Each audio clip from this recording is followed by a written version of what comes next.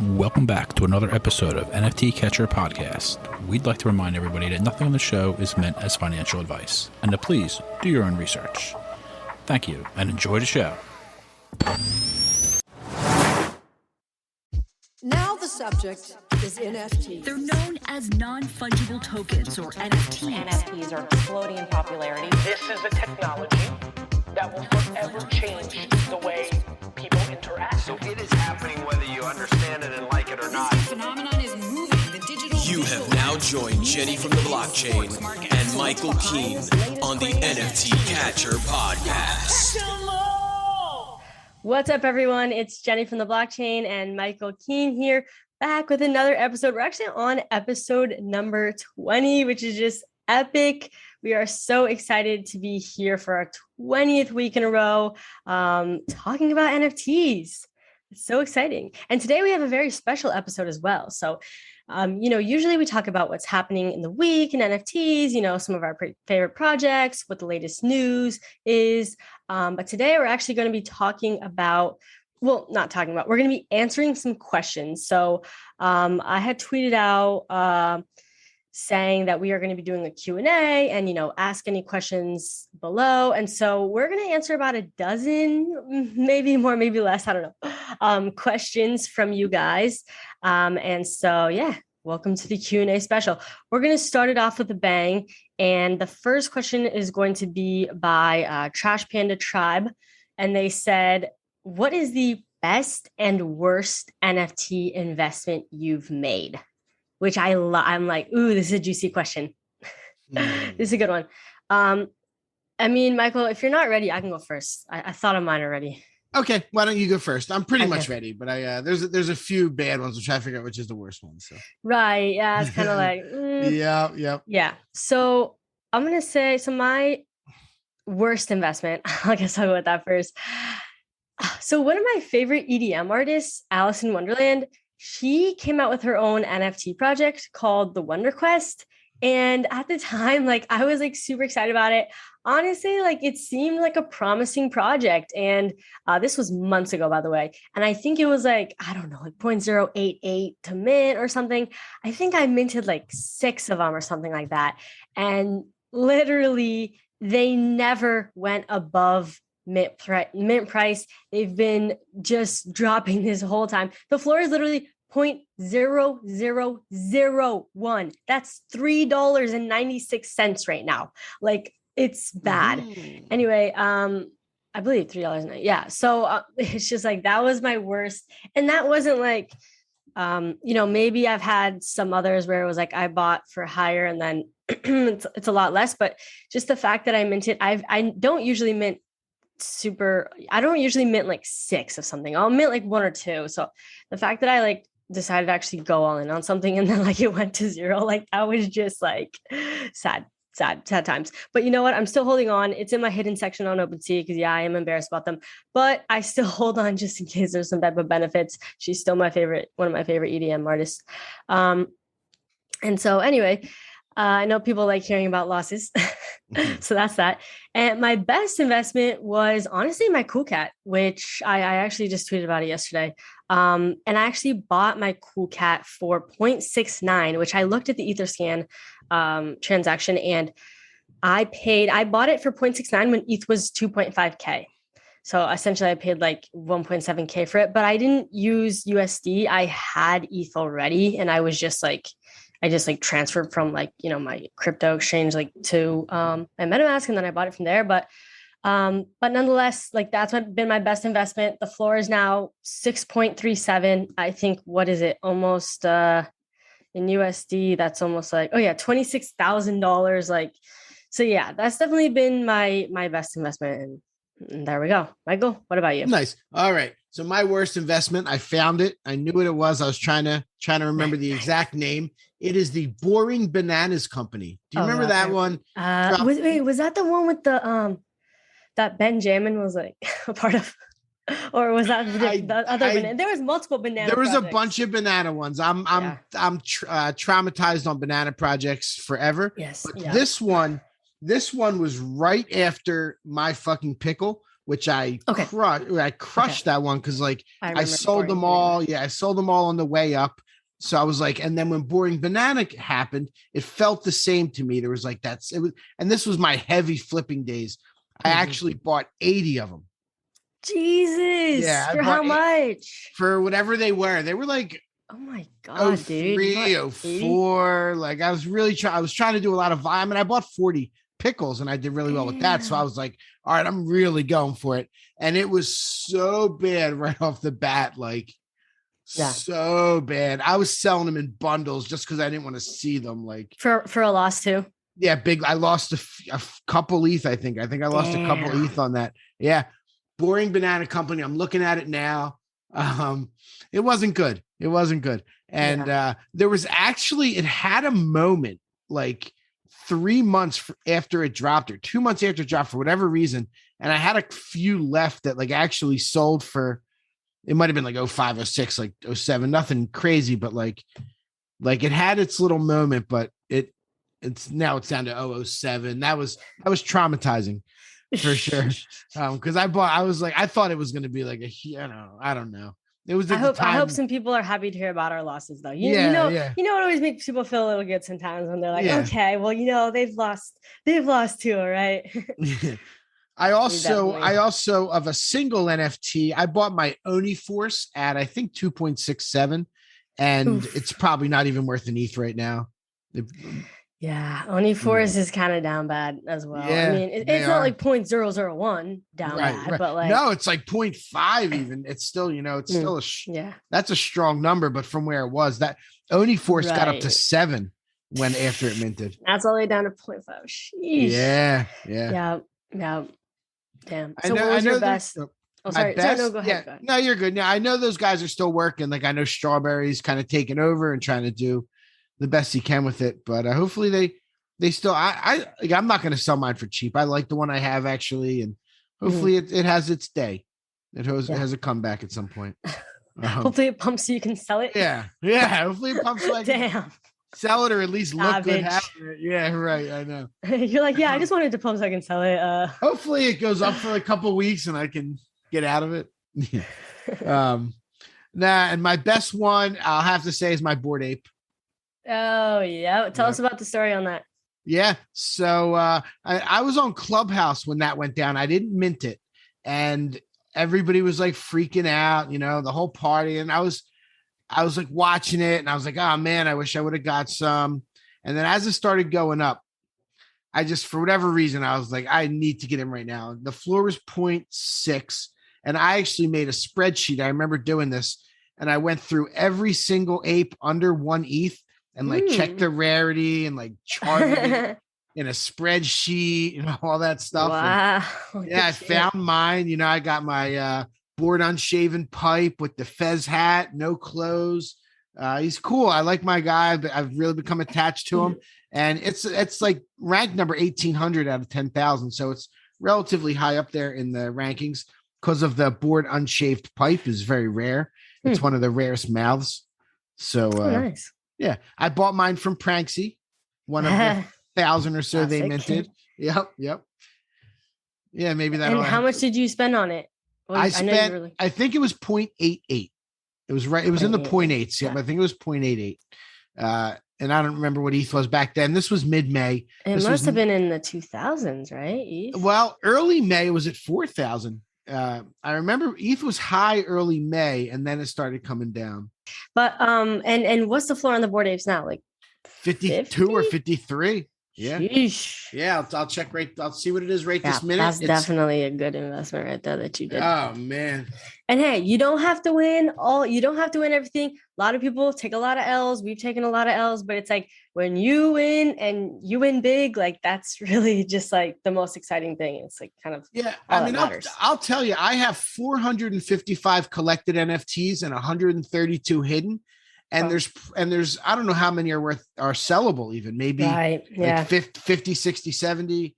So a lot of liquid JPEGs. Right. It's not all going to be big winners. Like you'll hit, you keep putting yourself in the right position. You make smart moves. Sometimes you're going to hit the lottery and get something really rare. You just have to kind of be there. You have to be paying attention because you get free stuff. You have to, and eventually you'll hit. You're definitely not going to hit on everything, and don't get frustrated and don't be scared. Like I always think like I see people buy and then they'll hold it and see what happens. And it just goes down, down, down. Like, don't be afraid. If you get something and you don't love it, just move it out and keep going to the next one, depending on how much ETH you have as well. Like before I had a lot of ETH, I was buying and selling everything. Like even I told you I minted 5 cool cats. I minted like 5 gutter cat gangs. Yeah, but those were much more lucrative times as well. Like they were. Now it's really not. You can't just mint and then just like it used to be super easy to flip. Like it's definitely gotten harder and a lot more saturated. And so it's kind of like, timing is important too. But I feel like, mint things, try it out, like, test things out. But it's like, be willing to like lose the money. Like just have it be like free play money, like whatever you put in, just don't have any expectations with it. And you won't be as like emotionally, it won't take such an emotional toll. Cause it's like for some people, they get emotionally like wrecked, from the ups and downs and the volatility of NFTs. But it's like, it's hard, but it's like, you got to try not to be super emotional if you can help it. Yep. For sure. Yeah. And what you said there is right. Don't spend money you can't afford to lose. Like that's obviously really important. Yeah. I have a follow-up question, but let me just stick to the Q&A here. Okay. So Trash Panda Tribe also, this was a great question. So I had to ask another one of their questions. Yep. Are we going to continue to see alt-chain NFT success? Is it important to have options? Which do you think will reign supreme? Wow. Okay. So we will absolutely continue to see alt-chain success. I think that there's room for lots of different things. What I think will reign supreme in the end is kind of the layer 2 ETH solutions that are interoperable, can be passed back and forth, on the main net. They kind of eliminate the gas fees. I feel like the immutable X type stuff that's going to, it feels like that's the kind of stuff that's going to work in the long run.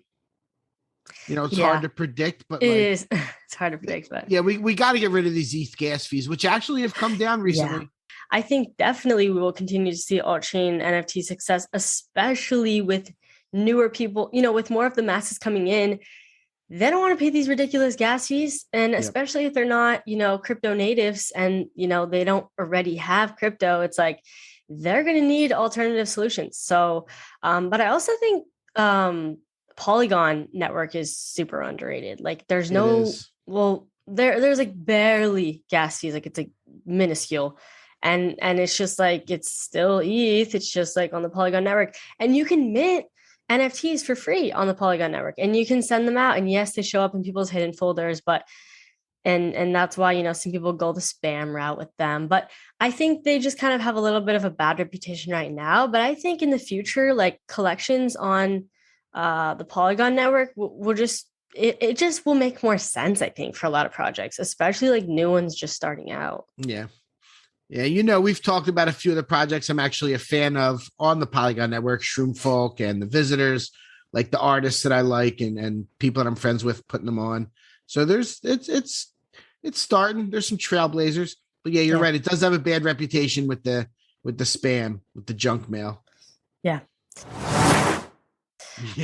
Okay. So next question we have from gold40.eth. They said, will corporations like Budweiser, Pepsi, Facebook, etc. entering the space be an overall negative or positive for NFTs?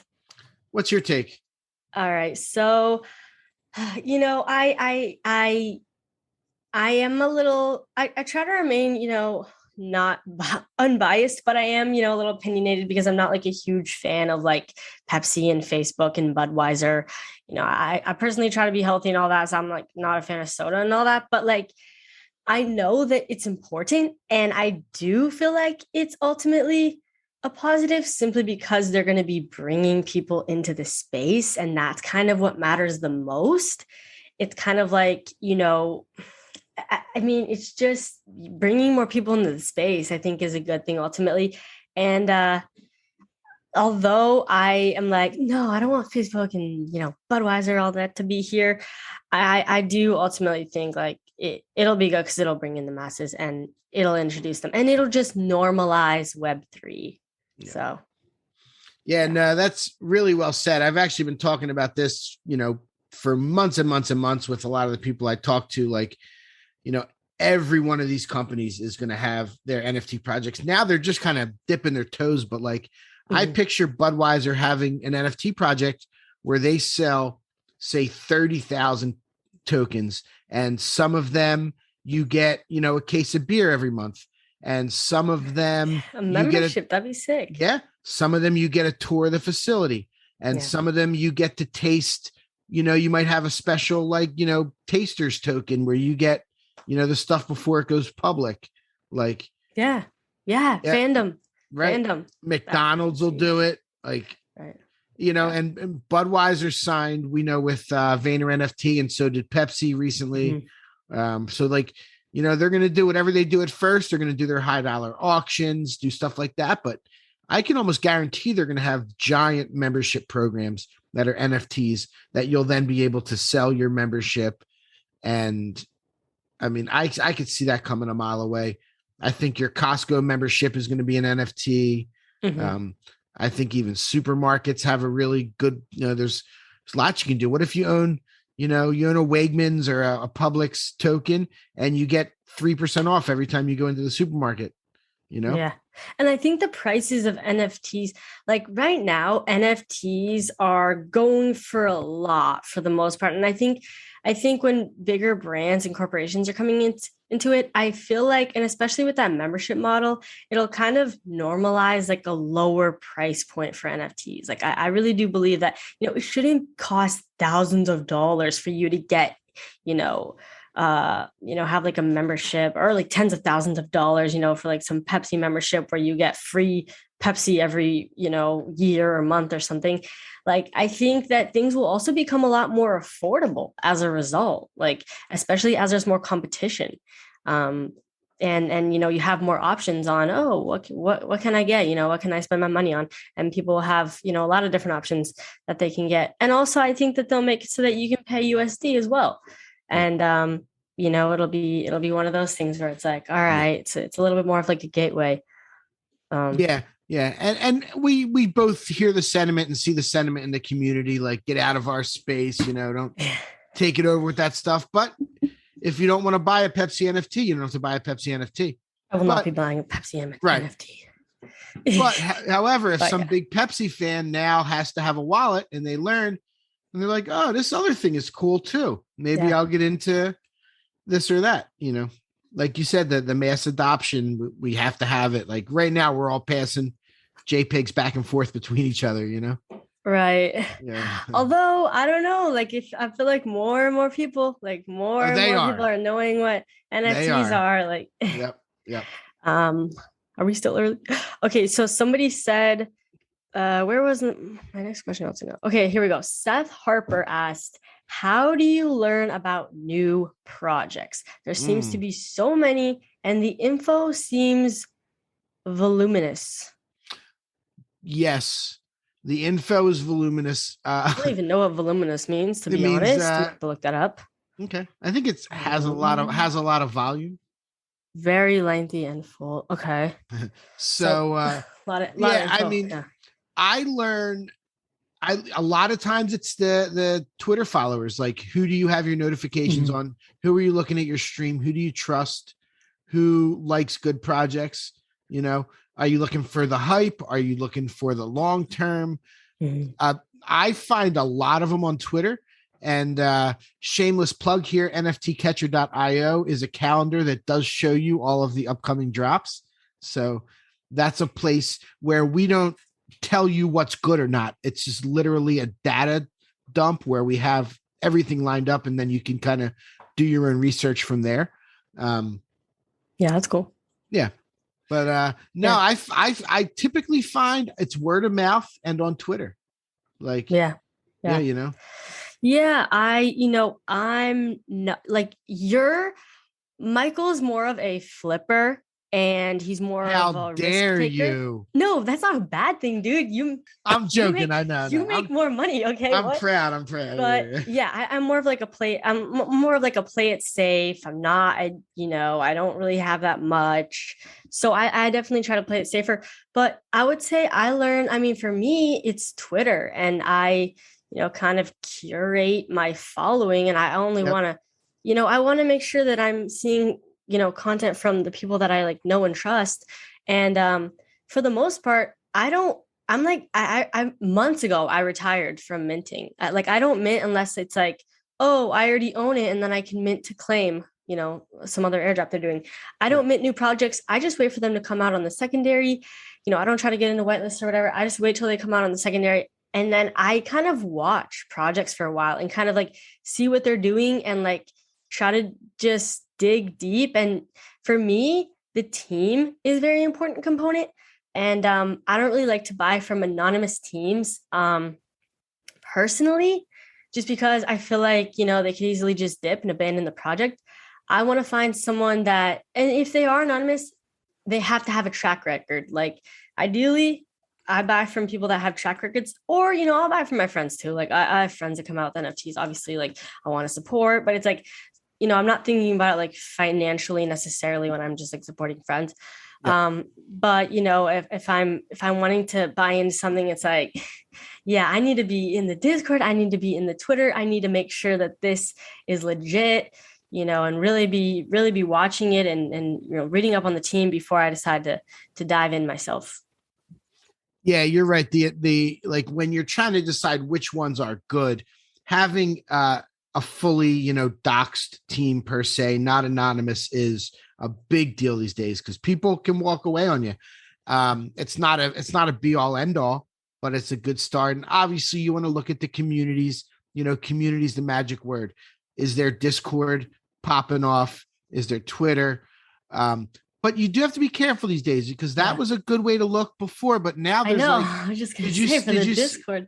Yeah. Did you see that person posted a spreadsheet of those? That spreadsheet. Right. I know. God. It's like enough to make you vomit. Like they put shillers in the Discord and basically you can buy Discord. You buy a fake community, right? Yes, and you can pay and you can buy for them to be active and them to seem like they're a real community within a Discord. So it honestly is always pretty skeptical when right off the bat there's like 100,000 Discord members, Yep. But yeah, just like Discord, like I'd rather trust Twitter because at least on Twitter it's like for Discord there's not really any like track record history of users.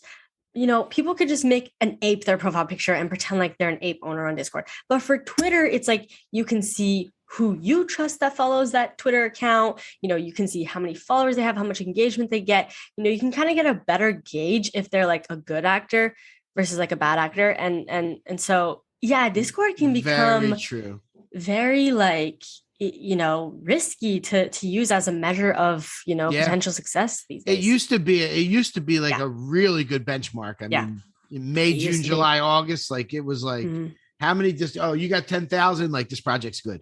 But now that's meaningless because, we know how it is. Like, yeah, you saw that same spreadsheet. Because they get smarter. And, it's like with scammers too, all these new types of ways to, scam people and Bored Apes are being targeted, which by the way, I just, the other day I was thinking about this and I'm like, because one of my friends, I was looking at her collection, CryptoStorm, and I noticed that she had her ape hidden because it's like, I couldn't see it, but I knew she had an ape and I was like, like, where is it? And then if you go to collections, you can see Bored Ape one, like she has one, but it's like I couldn't see where it was because she hid it. And honestly, that's smart. Like if you have super valuable assets, if you have super valuable NFTs and you're maybe like, I don't know, relatively new, or you just want to play it safe, like I would say straight up hide them, like just straight up hide them.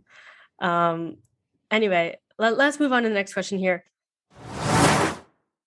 So DeFi Dweed asked, do you use Etherscan to your advantage when scoping out a project? And if so, how? All right. I use it I mean, I've done some minting off of the contract. I'm not going to go into how that exactly works now, but you can mint right off of Etherscan if like the website's jacked up or you want to just be a little quicker with it. You need to be careful what you're doing, but you can absolutely mint right on the contract. I use it when to watch. If they don't tell you how many have sold on the website, it's good to go find that contract address and you can see exactly how many have sold. I use it for that. And I just kind of, you can kind of see what's going on with the project, if they've moved the money around, that kind of thing. Yeah. How about you? Yeah. I mean, well, I used to use it a lot when I didn't retire from minting, when I was actually minting things, I would, oh, what's the smart contract? And then, you type in, what is it, like etherscan.io/token. Then you just, see how many unique holders. You can see in real time how many are being minted. Like when a project's minting out, I used to love just like watching projects mint out, and you can see, and you can even see, there's whales holding this much each, and all that type of stuff. Now I think it's pretty cool for, like, for example, we just answered the question, best and worst NFT investment. And, I was saying my cool cat, and I saw that from OpenSea, I could see that I paid 0.69 for it, but I don't know how much I paid in gas. I don't know how much the USD price of ETH was at the time. And so I can actually click to go to the Etherscan transaction, and I can see all that additional information, gas price, how much was ETH at the time.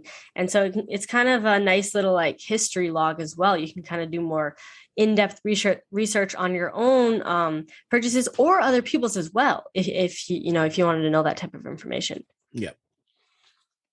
DeFi Dweeds is a very active member of our community. What's up, DeFi? We love you, man. Hey. Yep. Wait, is he the one that sent us one of those primate societies? I don't know if that was him or someone else, but because he actually just responded to one of my posts. Like, that's why I said that. And nice. He has the primate ape, so it probably was the primate society. Yeah. Okay. So, okay. Yeah, it's him. Yep. Yeah. Yep. He's awesome. Big fan. He is awesome. Yeah. Okay. So Non-Fungible Guys podcast says, what would be a great NFT to get into as an entry into the NFT space? Wow. This is a great question. Yeah. I guess I'll go first. I would say this. I've said that. I always say this when people ask me this question. Honestly, NBA Top Shot. Like, personally, that's what I would say, simply because if you're first getting started into the NFT space, you're going to want to learn a lot about cybersecurity and, how to set up a MetaMask and be super secure with all that. And that's definitely like a bit of a time commitment. But the cool thing about like NBA Top Shot is that it's a centralized platform built on a decentralized blockchain. So it's like you can use, like your debit card for Top Shot and everything. And you can use crypto as well. But the cool thing is that the price points are a lot lower. So, you can either buy packs and kind of take a little gamble on packs and, open them, see if you can get some good moments, or you can just straight up buy moments from the marketplace. And they're really not going for too much. Like we were saying, okay, with gas fees and, the price of NFTs, it's like, it can be a lot. So I always like to kind of recommend something that's a little bit, in my opinion, a smoother transition. And, I always recommend S1 moments. They're like the first ones. But besides that, I would say like, you can also just buy Ethereum. Like, that's another option as well. You're rooting for Ethereum, but yeah, what would you say? Yeah, no, Top Shot's a really good one. And if you're getting him right now, keep your eye on that NFL All Day, which is basically the Top Shot of the NFL, same by Dapper Labs. They just opened their closed beta. Are you in on that? No, dude, I didn't freaking make it in. How did they not give you? Yeah, I know, right? I was like, I figured you would. I didn't get it. Your sister. Everyone figured I would. Everyone figured I would. I don't know. They're still adding people that are on the wait list, and I know I'm on the wait list, so yeah, we'll see. But and we also just today added NFL All Day to Evaluate Market, so you can. Good for you. Oh, I got to check it. Oh, so they have ones out and everything. It's like no. So here's the thing. Yeah. This is kind of like your way to like do like a sneak preview of what moments are actually being minted. And like we Okay. asked them like if it's cool, and they said yes, but like you can watch every single moment that like people have gotten in their packs and everything. And you can't even, if you have NFL all day, since there's no marketplace, all you can see is the 4 moments that you got in your pack. You can't even watch other people's moments or anything. So like through our like evaluate.market, it's kind of like a loophole. You can like just go through all the players and like watch all the moments, all the legendaries. Because it's on the blockchain. It's on the blockchain. Exactly. We're just reading the blockchain. We're just reading the blockchain. Yeah, exactly. I remember a while back, what is it? What's the guy's name that runs Dapper and Top Shot? Roham. Yeah. He said we couldn't turn off that data stream even if we wanted to. And that was really like, this was like back in like February or March. He said that. It was really an eye opener for me, because one of my favorite things about the entire space when I got into it was the transparency. Yeah. Completely different from tickets where I came from, which has zero transparency. Like Ticketmaster could release 1,000 tickets to a concert the day before the concert, and you wouldn't even know, it was coming. And with NFTs, like, how many there are, how many have been released, there's no hiding. So that really, and then when he said that, it really light bulb in my head. That's definitely a good place to start. I'm super excited for that NFL all day. I wish I was in on that closed beta. Those people are probably gonna make a lot of money. I don't know though, because I honestly, here's my thoughts. Like, because they kind of made it like the commons are out of 10,000 right off the bat. Okay. And like the rares, I think the biggest rare is like 999. Like it's kind of like they purposely, I feel like they purposely did it so that like, and the marketplace isn't even open right now. I feel like they purposely did it so that like it's not like super lucrative, and they have thousands of a couple thousand people in the closed beta right now, whereas for Top Shot it was just a couple hundred for the closed beta. Okay, so I'm not sure that it'll be like super crazy, but yeah, I'm sure it'll be profitable. But like I don't know like if it's gonna be like Top Shot profitable. Like I don't think that. I hear that. Yeah, I hear that. Top Shot went crazy earlier this year. Yeah, Top Shot went ballistic. Yeah, I always suggest Vivi. Vivi's a really great place to start. A great community. They're having drops. Today's the 12th of December, Sunday night. They're having drops for the next 12 days.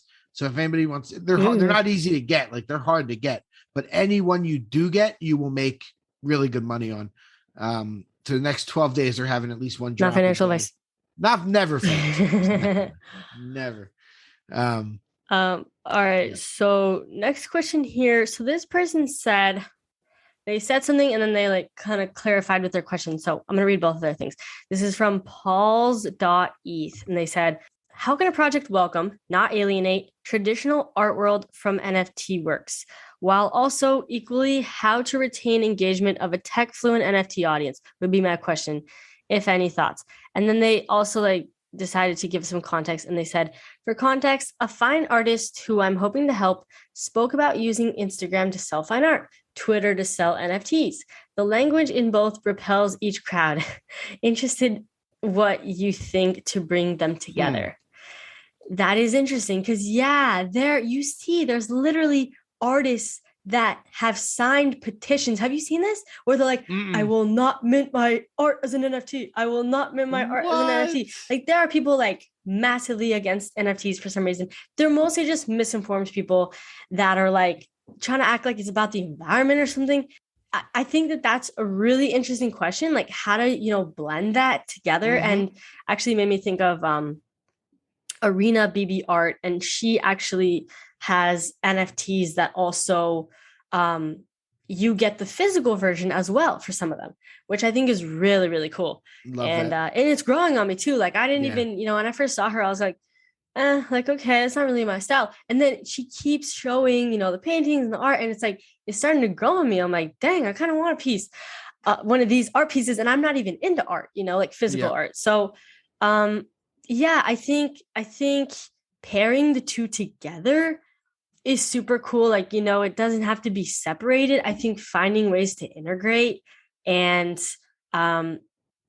maybe it's just making it easier for people that are used to paying like USD for art, maybe figure out a way where, okay, maybe I don't know, mint it on the Flow blockchain or something where you can pay for your NFT with, USD and something that's just an easier transition, as opposed to just, okay, these are NFTs and you're going to have to set up a MetaMask and figure that all out and also buy ETH for this.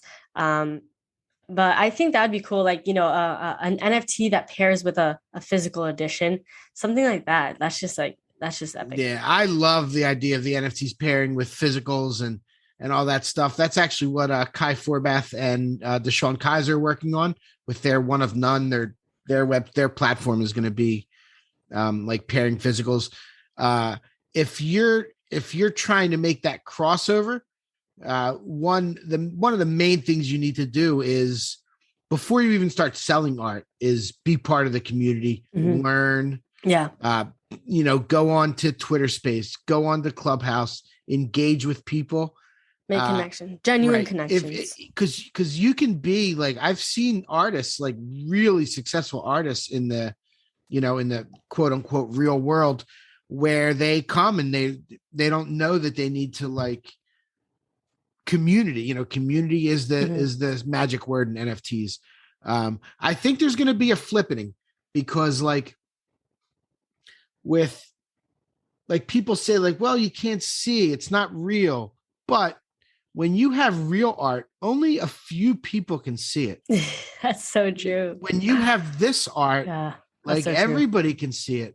And Gary V made this point. Somebody said this to him, like, well, it's not real, it's fake or whatever. He goes, is my blue check mark on Twitter real? People can't see that. He goes, is my 10 million followers on Instagram real? People can't see that. Or can they? And he goes, I'll argue that, if you buy a $3,000 pair of Gucci sneakers, like, you don't want to wear them out. They're stuck in your closet and you have these awesome sneakers, but nobody can see them. Now you're going to be in the metaverse rocking these shoes and the whole world can see them. Right. So like, yeah. And it takes up less. I was literally just talking about this with my sister last night. It takes up less space. We have a tiny apartment that we share, and we're like literally having to get rid of more stuff because it's like, we don't want it to be so crowded. But, I can have a collection of hundreds of, NFTs, and it doesn't take up any physical space, but I can still see it and I can still, appreciate it. And if anything, it's kind of preferred. It's like, you don't have to transport it. Like, it's just like, And I think a lot of these younger, I know you have a couple kids, and it's like a lot of the younger generation, they're gonna prefer digital. Like they grew up online. Like they're gonna prefer the digital versus the physical stuff. Anyway, it's just that a lot of us, we're used to this nice physical, and physical is cool too. It's just like, it's easier to kind of like accumulate and like you said, show off, and it's easier for more people to see it. You're right. Who sees that picture in your house that's super beautiful? Only the people that come over. Or guess what? If you take a picture of it and post it online, there you go. Right? Like literally, it's just. But so that was a great question. Yeah, that's really funny. All right, let's see what else do we got here. Do okay. This is a hard question. This is gonna be hard not to be biased, but let's see if we can answer it or come up with something. They said, Demono asked this question. They said, what is the best NFT to collect besides Bored Apes? Yo, this is hard. I don't know. I think it depends what you value. Like, what does best mean? What does best mean? Right. Subjective. Right. Yep. I mean, do you want to go to parties? Do you want to make a ton of money? Do you want to have art that you love? Do you want to support an artist do you think deserves to be supported? Like, that's a loaded question. When you say that's $1 million question, I always talk about Gary V, but I might say V Friends, because if you buy a V Friend right now, you get to go to his conference for 3 years in a row. Dude, what happened with the books? So did you get your books yet? And when do we get the NFTs? It's going to be, I think, right after the new year. Okay. All right. Because I wasn't like in the loop, and I sent them to my mom's house. I don't know if I got them yet, but it was going to be the end of this year. And I think he decided to push right to the beginning of next year. Okay. Noted. Yeah. All right. Let's see. Okay, this is a good question. Billy said, in our bubble, we see so many Anons leaving their job to trade full time. Ooh, I just know by that first sentence this is going to be a good question. To be WAGMI successful, you obviously have to put in that much time. Are those of us who can't do that going to make it? How should we prioritize our NFT time? We can't keep up with every single Discord. Thanks. Ooh, I like that. I like that a lot. I'm curious to hear your thoughts first. Okay. Michael. Well, yeah, no, that's a great question. And you definitely can't keep up with everything. You need to find out what you're good at and what you like and kind of dial in. There's people that can make a living or make nice money and have fun just on Top Shot, like you said. But, you're in Ethereum. Maybe you're into photography. Maybe you're into, you definitely can't do everything. Like I can't even stay in. I'm only in a few of the Discords. Like if there's something where it's like, where you got to work and figure stuff out, like I just ignore it. Like, and there's ones I know are good that I just have to ignore. Like there's that, the Psychedelics Anonymous coming up that everyone's begging to get on the whitelist. And like, I mean, even, I just can't do it. Like, I'm just out on some stuff. And I know that, and you just have to, you have to ignore that FOMO and do what you know and what you like and kind of dial in. Yeah, I mean, I think this is a great question. I'm personally not a full-time trader. I actually have a job. I mean, I work in the, web 3.0 space. Like I work for Evaluate Market full-time, but it's like, it's my full-time job, it's like my salary job. Like I'm working and everything, but, I'm obviously still very involved in the space. And so I don't think you do have to have, quit to be successful. Like I know that you kind of, it's not about how much time you have. We all have 24 hours in a day. It's like, it's about what you do with that time. A lot of the times the people that are full-time traders are just, mindlessly scrolling on Twitter and everything. Like, it's not like they're necessarily, it depends on your like work ethic and all that. And, actually is funny, Pranksy, which is basically one of like the greatest NFT traders of our time. And like we said, they minted 1,200 Bored Apes and they, sold them off for a great deal of profit. They still have their full-time job. They work as like a game designer and they love it. And so it's like, they're super successful, but they still kept their full-time job. You don't have to quit your full-time job. And in fact, I would almost be like, I mean, yeah, quit if you want, but like, you don't have to. Just know that, like, you can still, as long as you make time every single day, just putting in the work and researching things and then learning, you'll be fine. You'll be fine. You don't have to quit your full-time job. You're going to make it. Yeah, you're going to make it. You're going to make it. Yeah. Even if you can't be full-time a trader, you're going to make it. Trust me. As long as you feel like you're going to make it and you actually put in the work. Like, obviously you're the only one that determines whether you're going to make it or not. So we can't determine that for you. All right. So let me see the next question. Okay. As we see more mass adoption, are 10K projects enough? Will we see project quantities increase substantially in the coming years? Yes and no. There will absolutely be larger projects. I mentioned earlier, like Budweiser could do, whatever it is, supermarket. There might be a supermarket chain, or Walmart could probably do 100,000 in a couple of years, like for sure. But there will still also be the niche projects that have 500,000, 2,000, 2,500 all along the way. But yes, we've seen projects. I think Clonex is 20,000. I think the Atom Bomb Squad was 20,000. Mutants are 25. Right, exactly. Yeah, 20. But yeah, for sure. We've seen a bunch do 15. Like, that's absolutely the Matrix. Andy just said did 100,000 of them. What did Pac do? 250,000, 266,000 last week. Murat Pac sold that merge on Nifty Gateway sold like 266,000 of them. So wow. Yeah. I agree with you where you said it'll both be bigger and smaller quantities, because I think that there'll be, what is it, riches in the niches, right? Like, I think that there'll be more people that, for example, there's this one guy that I follow and he's like freaking ripped and he's a fitness trainer. And I'm just like fascinated by the fact that he's so involved into NFTs, but he has this like fitness membership. And I'm just like waiting for him to make it into some NFT fitness membership. And like, I know he's going to eventually do it, but anyways, I kind of am thinking about those people that are going to do, smaller things. Like maybe he does just a couple hundred, NFTs where it's like this fitness membership thing. And why would he need to do 10,000, especially if he wants more of a tight knit community. And it's like, maybe he's doing these Zoom calls and stuff with them, who knows? But I also think, that we'll see 100,000, especially the projects that are wanting to appeal to the masses and scale. For example, NBA Top Shot, there's hundreds of thousands of NFTs moments on the platform.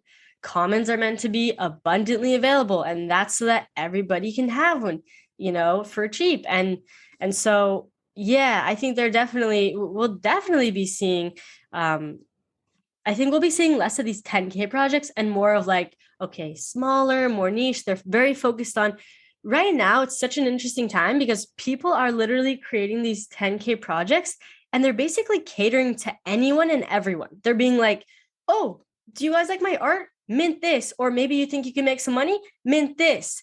But I think in the future, it's going to be more like, hey, if you are, here's some specific thing. Like, if you are some person that's, really into this or whatever, like I was saying, the fitness thing, it's like, I think it's going to be more specific, more like, okay, I'm trying to cater to a certain demographic, to a certain audience with my project, not just anyone who wants to buy this, go ahead. I think it'll get smarter and develop that way. And then obviously, there'll be bigger ones as well. Yeah. Okay, let's see what else we got here. Okay, so Chico Sai 19 said, there are many NFT projects now with similar concepts, roadmaps, and utilities. What do you think will be the X factor that will give an edge on a certain project? Ooh, that is an interesting question. Yeah, because there are a lot of, it's funny because, how like a lot of buzzwords, right? Metaverse, we'll build a game, we'll drop a token, and it's just, they can straight up lie. I mean, there's, no one holding these projects accountable for their roadmaps. Obviously, a lot of them are just like made up things that they're hoping to do. Will they? Who knows?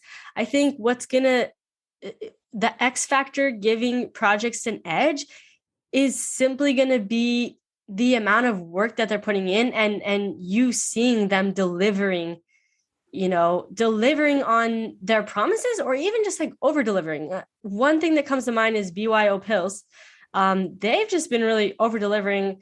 They are going crazy with, all these different promotional videos and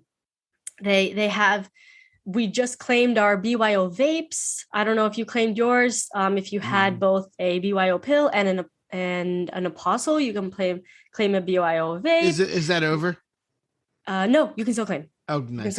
And if you have, I think if you have all three, then you can claim a piece of land in their BYO metaverse. And so it's like they're starting to like deliver on all these things, and it's really cool to see because they were actually very quiet for a couple months, and just they're just pushing through. They're just action. Yep. Always speaks louder than words. Yep. Seeing what projects are doing, action's everything. That's what'll stand out to me and to a lot of people. Absolutely. The work they're putting in. One thing that stands out to me, for better or worse, is who the influencers are that are into a project. I mean, if you get a guy like Farouk or Beanie into your project's probably going to do well, at least in the short term. Dude, Beanie, I don't know about Beanie. He's always doing those pump and dumps that end up crashing. Yeah, maybe at least in the short term. I mean, I don't, but or maybe not him, but whoever, there are these certain, that there's these certain people that can kind of bless a project, and who's in your community matters too. Yeah. Who's in your community? It really does, because those people, you need to, for your project to keep going up, you need to keep bringing more people in. You know, if supply outweighs the demand, the price is going to come down. If demand outweighs the supply, the price is going to go up. Like that's but not even about like the price, but just also about like people wanting to be a part of your project despite the price. Like the Alien Boys, like I don't even care about the price. And the price has been at mint price literally forever for the past 6 months. Yeah. But guess what? Not everyone, but a lot of people who have an Alien Boy really don't care. Like I'll hold my Alien Boy till the end. I don't care. I just like having it. And I like being a part of the community, and I like, holding on to it. And so I feel like having people with like more of like a long-term HODL mindset in your community is going to be huge. That's going to be, because when the going gets tough, you want the people that are going to hold on and not dump your project or shit talk your project. The ones that you want a nice combination of people that are active and then people that just sit back and observe and just hold on. Yep. The other thing is when you see something unique, like everyone keeps saying the next Bored Apes, like everybody's trying to be the next Bored Apes, but that's not what's going to, that's not what to look for. Look for something that's unique, something that hasn't been done yet. That's why these games are starting to pop off now, because they're, unique. And there's going to keep being, people are going to keep coming up with new, unique things. I actually was a part of a Gods Unchained tournament today, which was really fun. Wow. Gods Unchained is a blockchain game. And there was like 200 plus people that signed up to be in the tournament, which was really cool. And it was like all these people passionate about, playing this game that it's like, a blockchain game. But anyway, that actually kind of ties into this next question, which is we've seen NFTs for art, gaming, ticketing, music, entertainment, sports. Is there an untapped sector ripe for an NFT offering? And I've already talked about this twice, so I'm just going to say fitness, I think gyms, whether it's personal trainers, like I think fitness is an untapped sector.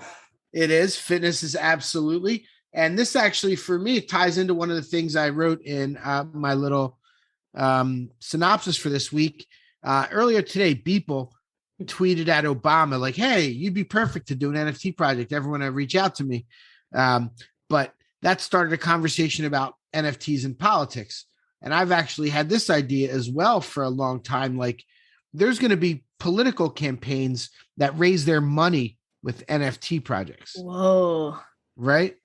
That's interesting. Like, why wouldn't they? You can, like, these people are out there begging and begging for these, like, NFT projects go out and sell out 10,000 pieces and they raise $5 million. Like, that's huge for a congressional candidate. And maybe, just maybe, what I would hope is that we can actually possibly get some candidates in there, like that we may actually like, because of this, hopefully, like they can actually raise enough money and build a big enough of a community to actually, make a wave. But I think that NFTs will absolutely enter politics.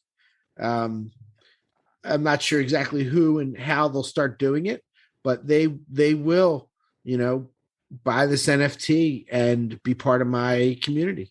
Like, yeah. Yep. That's big. And even like our tax paying dollars, if it was on the blockchain and we knew what the government was spending our money on, that would be super nice. Like, I would love to know what they're actually spending our money on. Yeah. Not that they would want to do that, but right. They would never.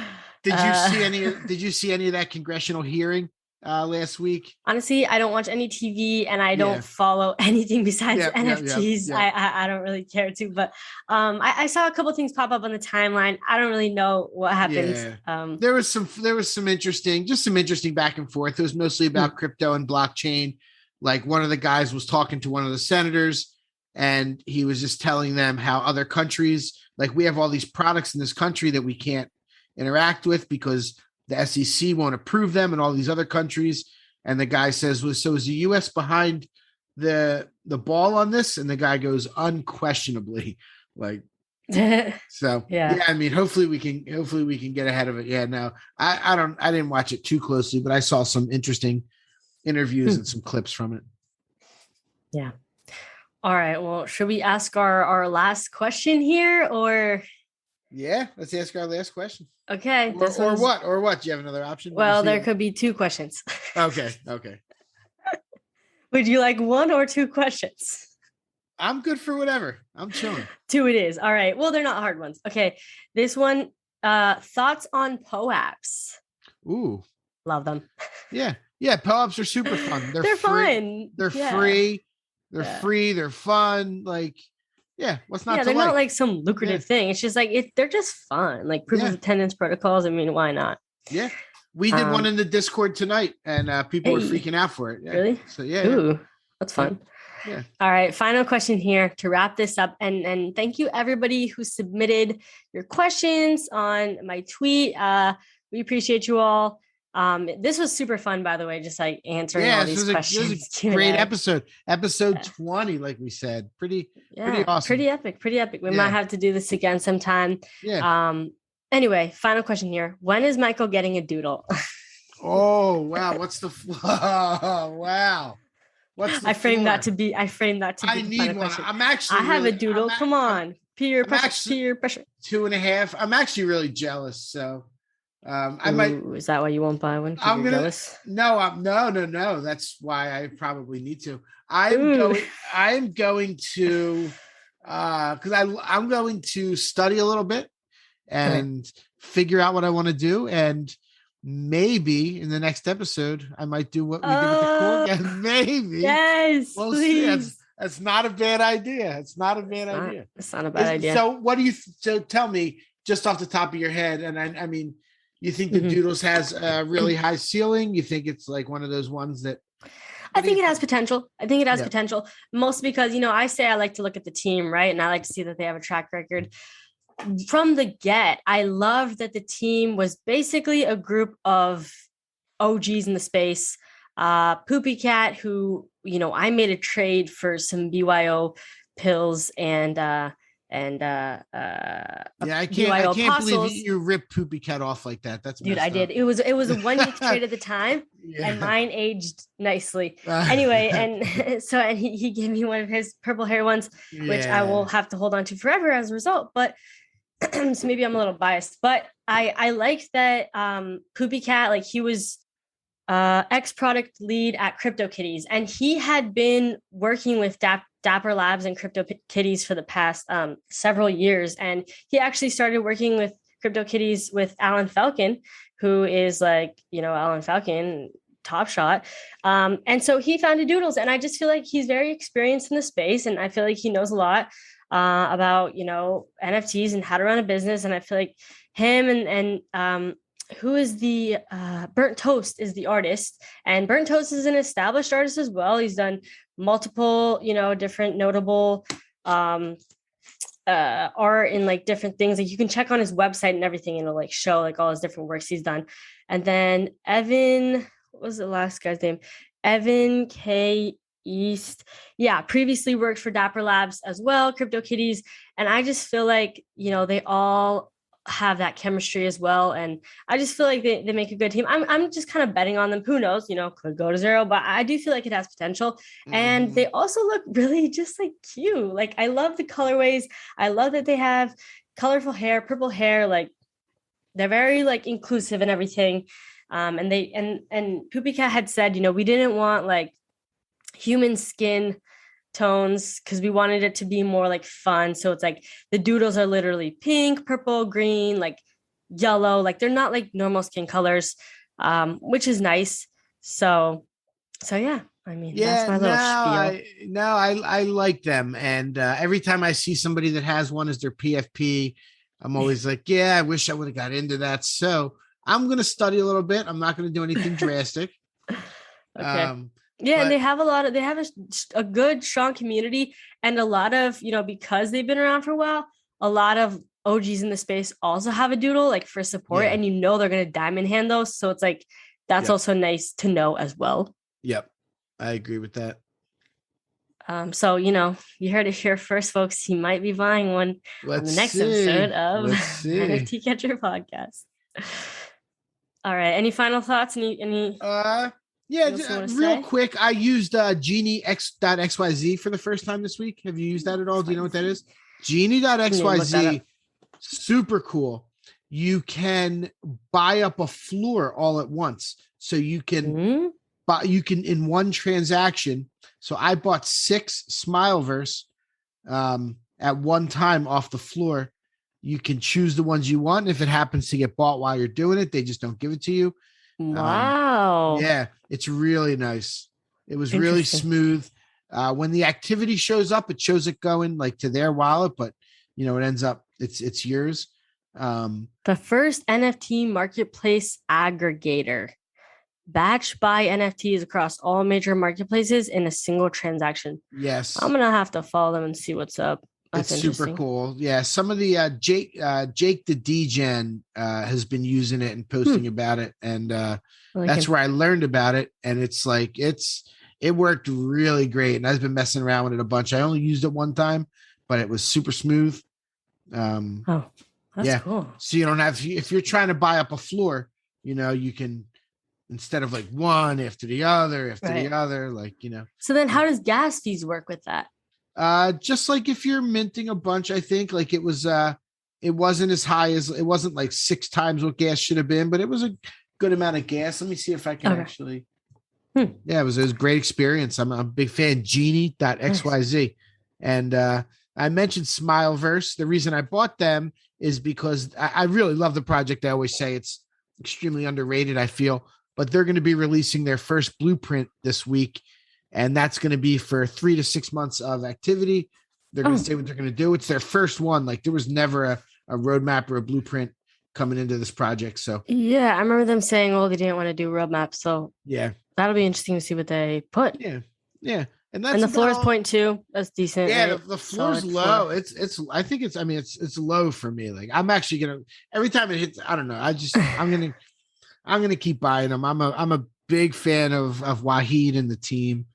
And nice. Yeah.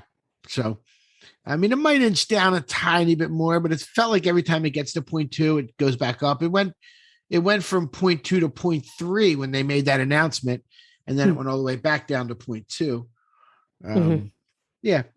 But that's a project that I really like, and I'm gonna keep watching. And the only other thing I really wanted to mention was Punk's comic number 2 minted and sold out in 15 minutes. What happened with that? Because I heard people were mad about that. Yeah, there was a gas war for it. They didn't expect it, I guess, because I mean the first one took like 3.5 weeks to sell out, Yeah. But obviously that was gigantic, so everybody wanted to buy.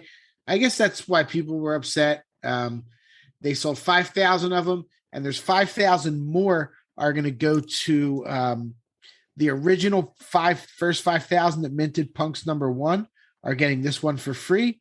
And then there's also 6. Yeah. And it's not even holding the first 5,000 of those. It's the people that minted them, like that's the original minters. Yep. And there's also going to be 6,000 of like a special cover of the Elite Ape, the collector's edition. My friend Swiki is she's an one of the Elite Ape. I think those people are saying they're going to make a lot of money off of that. Really? Yeah, she's like the only female Elite Ape, which I'm kind of like surprised there's not more. Like, oh yeah, that's awesome. Good for her. But at least they put one female in there. Yeah, exactly. Yeah. I guess. But it's funny because the cover of it, like I think the cover is like the elite apes are all partying. I saw that. What, like, imagine a party with just one girl. I'm sorry, but that sounds terrible. Yeah. Like, what? But I'm not about to FUD it, so I didn't say anything, but I'm just saying. But now I'm like saying this on the podcast. Now everyone's going to know. All right. So I think that's pretty good. I'm going to run down the top 10 real quick. Like we always do at the end, cryptoslam.io. Do you have anything else you want to talk about before I do that? No, that's it. Yeah. Yeah. Cool. So Axie Infinity, number 1 as always. Their percentage is actually down a little bit. They're down about 25% in volume. CryptoPunks 2, Bored Apes 3, no surprises. Artifact Clone X is number 4. good for them. The Ape Kids Club, which we talked about last week, is number 5. That one's doing really well. I haven't studied it too much. Sandbox, Crypto Bull Society, Art Blocks, the Mutants, and then a new one in the top 10 that I don't think we've ever said or seen in the top 10 is So Rare, the soccer, soccer cards. You know that one? Oh my God, So Rare. Yeah. That was from that like 6 months plus. Yeah, ago, right? I haven't seen or thought about them in a while. Yeah, jeez. But they must be coming up on something. Yeah. What is Slotty? SLOTIE. That's number 12. I don't know what that is. I don't know what that is. Someone will tell me. We've had some really good. A couple people DM me. It's really nice of them. Like when I mentioned Gala Games last week, somebody gave me a whole synopsis about Gala Games. Like I really love it. I love our community that we're building here. Like our listeners are awesome. I love getting DMs. Like I love getting DMs from people that listen. Like it's awesome. I get it. I see it. And sometimes I'll be talking to random people and they'll be like, "Oh, I love your podcast." By the way, I'm like, I know. It's like, dang, you listen. Like, I know. It's funny because you don't think, because it's just you, me, and Andy in this Zoom call right now. But it's like you don't think about how there's thousands of people that are gonna be listening to this episode. I know. Like. And you know what's funny? Our people still keep going back and listening to episode 1. Like Episode 1. It's like if you look at like, oh, how many downloads this week, and it's like episode 1 is always like in there. Like people are always going back and listening to that first. I mean, honestly, I would strongly recommend it. If you're just starting to listen to the podcast, like you kind of should go back and listen from the beginning. Actually, shout out to my friend Amy. She literally binge listened and she started from the number 1, that's which is kind of cool because it's like then you kind of get this like natural progression and of how things go. I hope we weren't like super awkward back then or anything, but I'm not about to listen back, so you guys can listen back and let me know. That's great. I love it. Yeah, it's awesome on 20 episodes. I'm really happy we've gotten this far. Woo. Thank you to Andy Cinquino. He's been an amazing producer here with us all the time. He is the hardest working person on this podcast. He does the editing. He has to listen back to us afterwards to cut out any mistakes. Like he tweets from the NFT Catcher account. Like he does he does it all. We just show up and talk. Yeah, that's pretty much true. It's pretty much true. Yeah, Andy's amazing. Cool. All right, folks. Well, thank you so much for listening, and we will catch you in the next episode. Peace. Thank you for tuning in to the NFT Catcher podcast. We hope you enjoyed today's episode and learned something new about the exciting world of NFTs. If you enjoyed today's episode, please take a moment to subscribe to our podcast on Apple, Spotify, or wherever you listen to your podcasts. And if you really love what you're hearing, please leave us a rating and review on your favorite platform. If you want to stay up to date with the latest news and insights from the NFT space, be sure to follow us on all the socials at NFT Catcher Pod. You can follow Jennifer at Jennifer_Pseudo and Michael at NFTicket. I'm your producer, Andy, and I'm at AJC254. Our theme song's by It's Just Los. We always appreciate your feedback and support, which helps us reach more people and bring you informative and engaging content about NFTs.